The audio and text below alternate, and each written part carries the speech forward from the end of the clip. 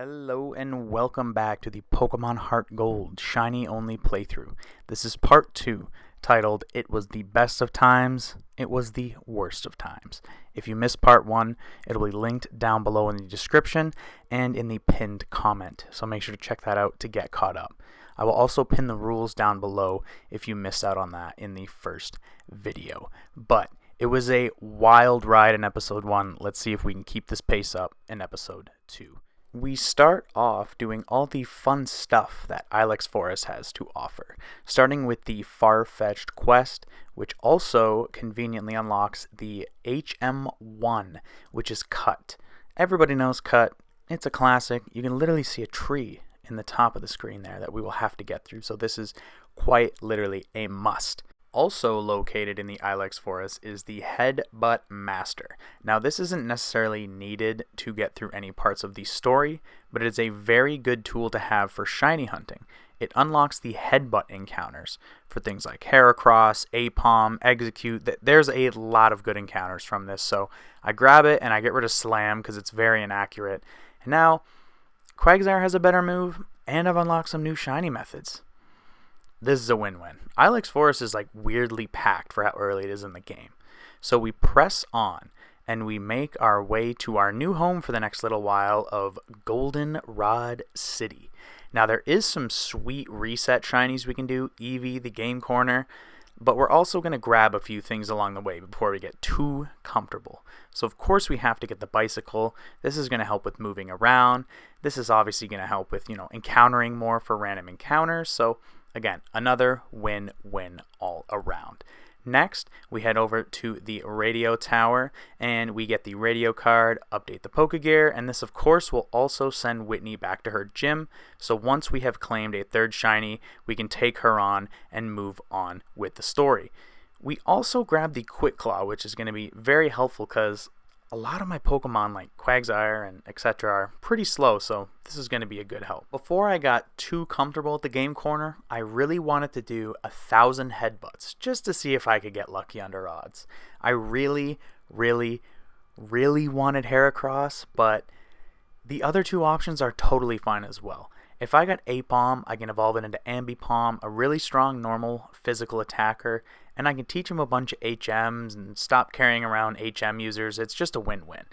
Now, if I don't get these two, I unfortunately do get a Spearow, which, not ideal, to be fair, not ideal, but you can take what you can get when it comes to a shiny-only playthrough.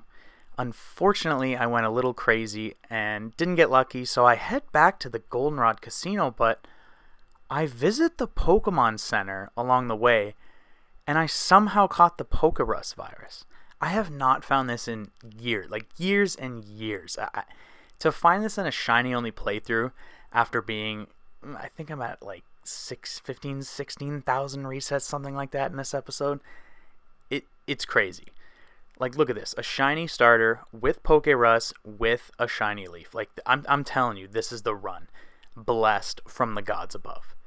What's even more interesting about the Pokerus is each game has like an interesting little bit of text for it. So as you can see here, the professor actually calls you to talk about the Pokerus. Again, very interesting, very cool. But always remember to keep a Pokemon with Pokerus in your Pokebox so you can spread it to your other teammates. So in the future, I now have some Pokemon boxed with it so I can give it to the new shinies to increase their training, make everything better. It's a really cool feature that is so extremely rare and does make a cool little difference in runs like this. But again, I'm telling you guys, like, there's something crazy with this game cartridge file. Like the Pokerus, the Pokeleafs, the shiny leaves, the shiny Poke. It's nuts. Now, we give up with the headbutting after 1,000 encounters. Didn't get spooned, so we're making our way to the Game Corner. I'm not going to do some crazy guide about Voltorb Flip, but there is definitely better guides out there, so check out on YouTube. There's so many options. There's forums on Reddit. There's tons of options to learn how to play this game properly. Just for a quick breakdown, how I play is I do the rule of 5 and the rule of 0. If there is 0 Voltorbs on that row, light it up. You're good. If there's 5 total, and that's between the number and the Voltorb, leave that row alone, mark it, and walk away. After that, just solve the remaining tiles accordingly. Now with that brief explanation out of the way, we did the Voltorb flip game and got the coins that we needed, and we started soft resetting. We did exactly 1,514 soft resets, which totals 7,570 Pokemon seen, and finally, we see this gorgeous pink little noodle, the shiny Dratini. This is a very nostalgic shiny for me with a kind of deep history. I shiny hunted it many times, went thousands of resets, encounters, blah blah blah dry, and eventually got it in Gen 9, where shiny hunting is very easy compared to the older methods. But I wanted to catch it in an older game just for the sake of it, just to say that I finally finished the full odds hunt.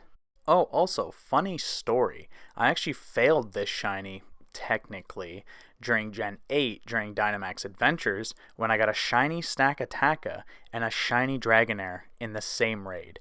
And of course I had to take the Stakataka, being that's the only encounter for it in the game possible, and I could shiny hunt the Dratini or Dragonair or Dragonite in many different ways, but that one stinks. I'm going to move on from that one.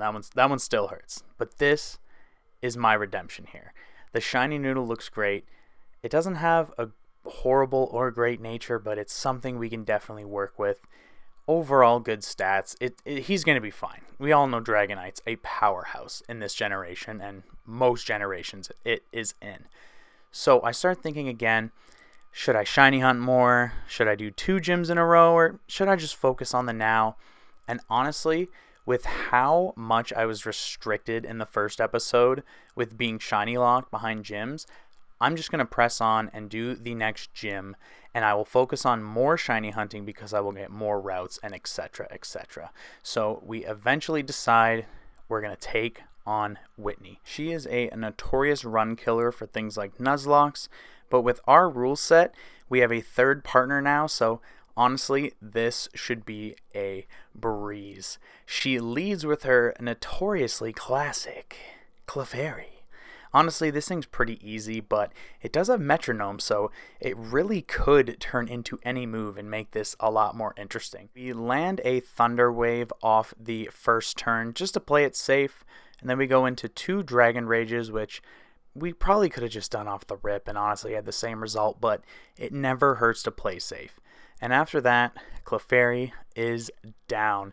This was honestly a lot easier than I thought it would be. I thought I might get metronome to crazy move, but we're in the clear for now. Out comes the ace, the classic Miltank. Everybody knows this thing. It was a horror as a child, and it is a horror in restricted game modes now. But thankfully for us, we have a pretty solid wall of a team, so this honestly shouldn't be a problem. We managed to take it out. Sorry, the clip is kind of scuffed here. Honestly, a couple headbutts. We paralyzed it. We did some work, but overall, very easy. Took out Miltank, and we claim the 3rd badge. This was a sweep and a half compared to the last gym, so honestly, I'm feeling good. 3 shinies, but now, what do we do next? I've unlocked a ton more areas. I've unlocked a ton more encounters and new encounters, specifically the Sudowoodo. I think I'm going to do 1,000 resets there in the next episode and see if I get lucky. For now, we grab the Attract TM, which might be helpful later, but we'll see. Then we go to the Floral Shop and get the Squirt Bottle, which again unlocks our pal Sudowoodo and a ton more routes. So here is a summary of this episode so far, combined with the last one. We have totaled over 15,000 random encounters, close to 15k that I've tracked, and then a couple random ones, running between routes, collecting apricorns, and just kind of running into whatever. We've done 2,714 soft resets, totaling 11,170 Pokemon seen through those methods alone. So we're easily over 26,000 Pokemon seen in this run so far. It's getting spicy. We also did 1,000 headbutts. I'm going to include these as their own. If there's unique shiny hunting methods, I'm just going to kind of make them their own thing and we can just kind of keep those on the side. We've now, of course, gathered the 3rd badge, which is huge. 5 to go, and then the Elite Four, and maybe we'll do the post game if this video gets views. We'll see. Well, let's get there first, and we'll go from there. And of course, 3 shiny Pokemon, which are all beauties and Pokemon that I haven't really gotten. I've gotten Wooper in other games, but the other 2 are very unique to me, and I'm very stoked. And I'm very, very stoked for what's to come.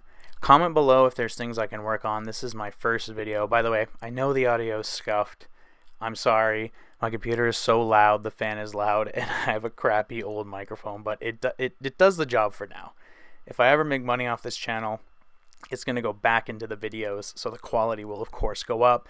But for now, it's kind of DIY with the equipment that I have. Anyways, enough about me, more about you guys. Let me know in the comments if you're liking this series, if you want me to nickname any of the Pokemon, and if you want me to shiny hunt anything specific. I have a couple planned, but I'm not going to spoil that too much. But again, let me know if there's something you want. I'm rambling. Thank you as always, and I'll see you next time on the Heart Gold Shiny Only playthrough. This has been part 2. It was the best of times. It was the worst of times.